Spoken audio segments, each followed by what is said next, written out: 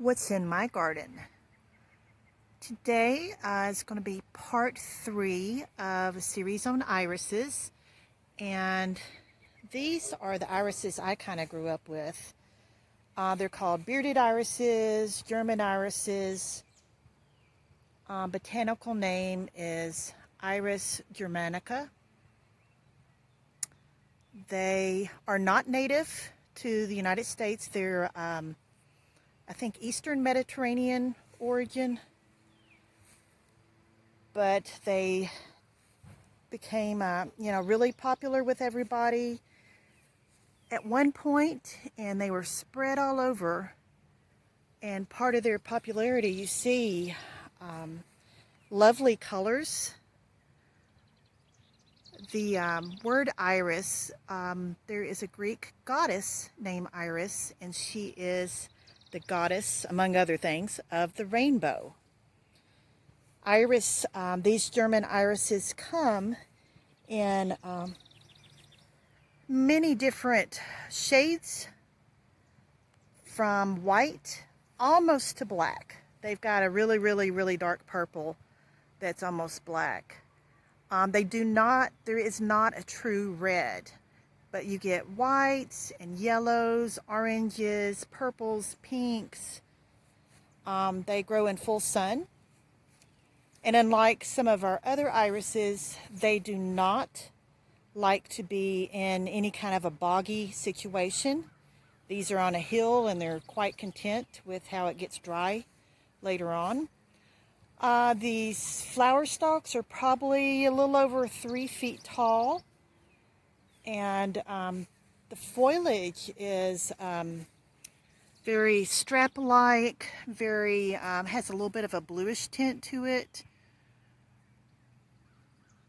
Kind of comes up in a fan shape. And these irises are also spread by rhizomes. And we're going to go to another part of my garden that has a different color. Here's another clump of the German irises, and you see you get a bicolor effect here with the blooms. As I was saying before, they grow from big fat rhizomes. You want to plant them in the spring or the summer, usually no later than early July.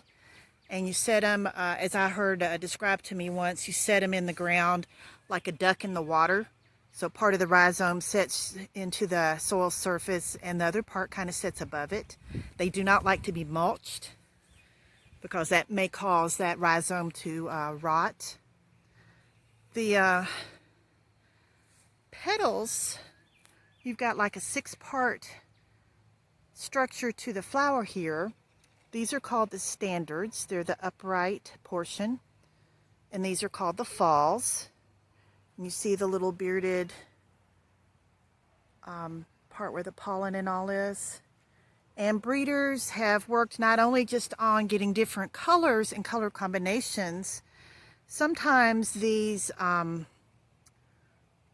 falls will be extremely ruffly, or these standards will be extremely ruffly. This one is slightly. Sometimes the falls are really big and elaborate. Sometimes the bearded part is a little different color. So they get really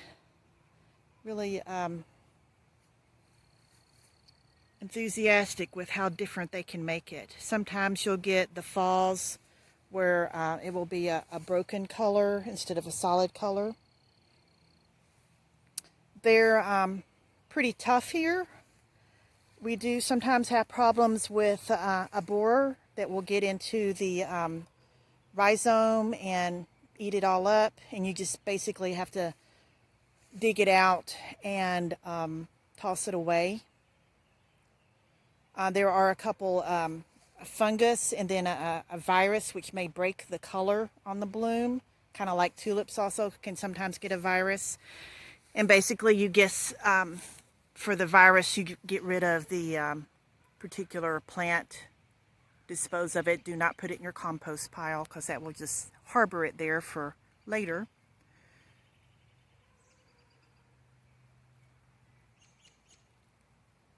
but a really nice herald to spring. We're in early May, and they'll be blooming now different colors over the next couple weeks.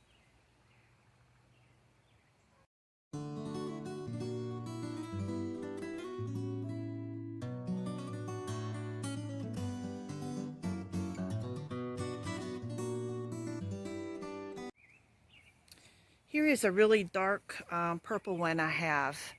It's paired up here beside a really nice peony that's getting there. But you see, definitely not black, but a truly really dark color. Back behind it is a type of Amsonia that's blooming right now. Yeah, so there's a good look.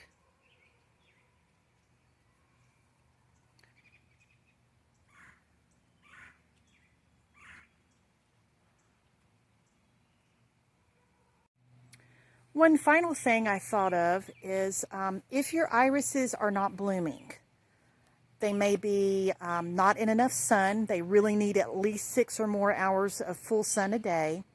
Or they may have become too crowded.